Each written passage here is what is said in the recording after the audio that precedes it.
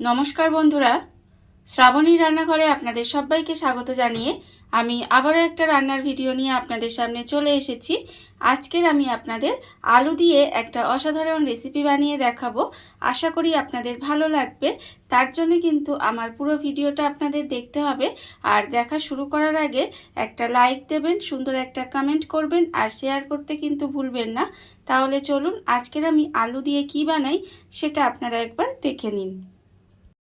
রান্নাটা করার জন্য প্রথমে আমি এখানে দেখুন গ্যাসটা অন করে একটা কড়া বসিয়ে দিয়েছি আর কড়ার মধ্যে দিয়েছি কিন্তু আমি বেশ কিছুটা জল।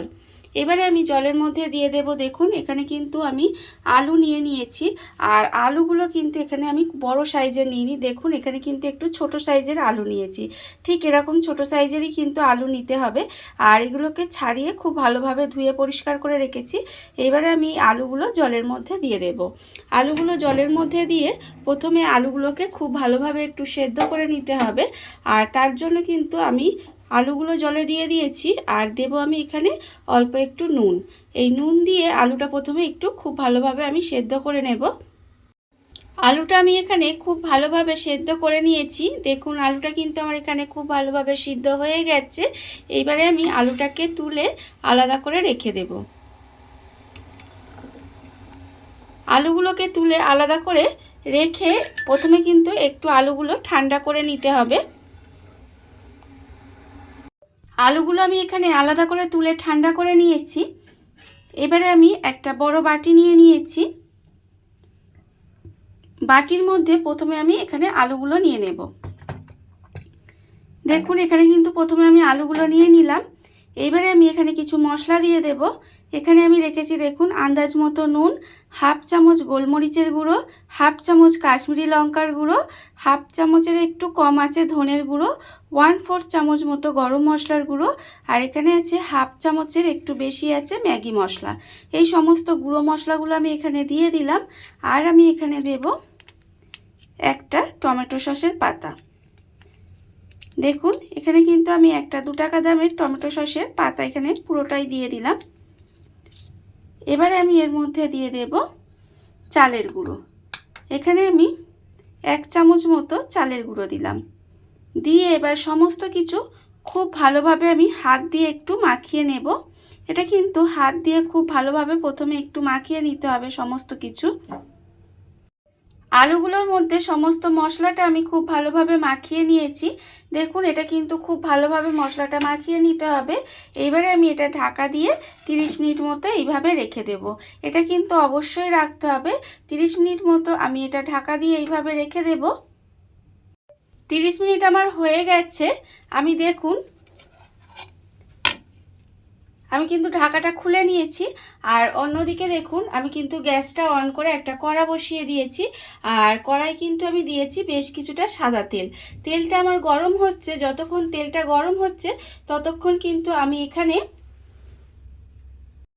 যে আলুগুলোই আমি মশলা মাখিয়ে রেখে দিয়েছি সেই আলুগুলোর মধ্যে একটা আলু কিন্তু আমি এখানে দেখুন প্লেটে নিয়ে নেব। আর এরকম কিন্তু আমি একটা গ্লাস নিয়েছি। গ্লাসের পিছন দিয়ে জাস্ট আলুটাকে এইভাবে একটু হালকা করে চেপে দিতে হবে। খুব বেশি চাপলে হবে না, এইভাবে একটু জাস্ট হালকা করে আমি চেপে দেব। দেখুন চেপে দিলে ঠিক এরকম হবে। আর যখন এরকম হবে তখন কিন্তু এটাকে এইভাবে তুলে আমি এখানে চালের গুঁড়ি রেখেছি সেই চালের গুঁড়ির মধ্যে দিয়ে একটু কোট করে নেব। দেখুন এইভাবে একটু চালের গুঁড়ির মধ্যে দিয়ে জাস্ট এইভাবে হালকা করে একটু কোট করে নিতে হবে। সুন্দর করে এইভাবে একটু এটা আলতো হাতে আর সময় নিয়ে কিন্তু করতে হবে। দেখুন কত সুন্দর এটা কোট করা হয়ে গেছে। ঠিক এইভাবেই কিন্তু কোট করে নেব। আর অন্যদিকে তেলটাও আমার এখানে গরম হয়ে গেছে। এবারে আমি এটা তেলের মধ্যে দিয়ে দেব। এইভাবে কিন্তু এটা আমাকে তেলের মধ্যে দিয়ে দিতে হবে। তেলের মধ্যে দিয়ে এটা আমি দেখুন একটু কিন্তু উল্টে পাল্টে একটু লাল করে ভেজে নিতে হবে। আর এটা কিন্তু খেতে ভীষণ সুন্দর হয়। আপনারা এইভাবে কিন্তু একবার হলেও বাড়িতে বানিয়ে দেখতে পারেন। দেখুন এটা কিন্তু আপনারা টমেটো সসের সাথে কিন্তু খেতে পারে বা যে কোনো কোনো সসের সাথেই কিন্তু এটা আপনারা খেতে পারেন বা কোনো চাটনির সাথে কিন্তু এটা খেতে পারেন। অসম্ভব সুন্দর খেতে লাগে। দেখুন আমি কিন্তু এইভাবে গ্যাসটা লোতে দিয়ে উল্টে পাল্টে এটা কিন্তু একটু লাল করে ভেজে নেব। উল্টে পাল্টে আমার কিন্তু লাল করে ভাজা হয়ে গেছে, দেখুন। এইবারে আমি এটাকে তুলে নেব। এইভাবে তুলে আমি একটা টিস্যুর ওপর রেখে দিলাম। আর আবারও কিন্তু আরেকটা আমি আলু নিয়ে নেব। আলু নিয়ে এইভাবে আবারও কিন্তু গ্লাসের পিছন দিয়ে চেপে নেব। চেপে নিয়ে দেখুন, এটা কিন্তু খুব আলতো হাতে করতে হবে, নাহলে কিন্তু আলুটা পুরোটাই ভেঙে যাবে। এইভাবে আস্তে করে জাস্ট একটু চেপে নিতে হবে।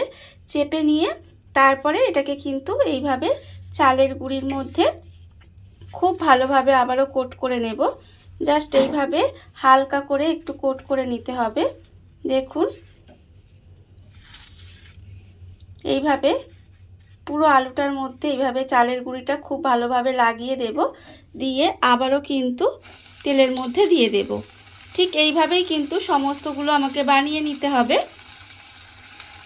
দেখুন বন্ধুরা, বাড়িতে থাকা কত অল্প উপকরণে কত অল্প সময় কত সুন্দর একটা আলুর রেসিপি বা আলু দিয়ে স্ন্যাক্স রেসিপি যাই বলেন না কেন তৈরি হয়ে গেছে।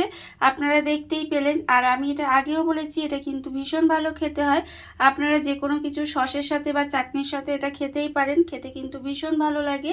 আর এই ভিডিওটা যদি আপনাদের ভালো লেগে থাকে, আপনারা যদি ফেসবুক থেকে দেখে থাকেন পেজটি ফলো করে দেওয়ার অনুরোধ রইল। আর যদি ইউটিউব থেকে দেখে থাকেন চ্যানেলটি সাবস্ক্রাইব করে নেওয়ার অনুরোধ রইল। তাহলে চলুন, ভিডিওটা আমি এখানেই শেষ করছি। আপনারা সবাই ভালো থাকবেন, সুস্থ থাকবেন। আবারও হাজির হব নতুন কোনো রান্না নিয়ে।